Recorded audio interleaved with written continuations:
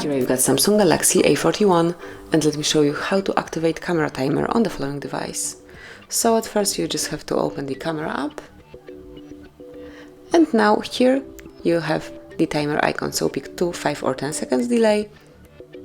Let me pick 10 seconds delay, and now you will have 10 seconds timer, so the photo will be taken with 10 seconds delay. Just click here and you will see the countdown.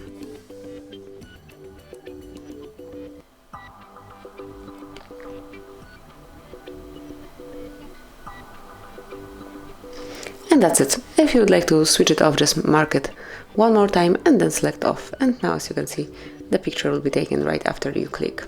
So this is it. That would be all. This is how you can use camera timer in Samsung. Thank you for watching.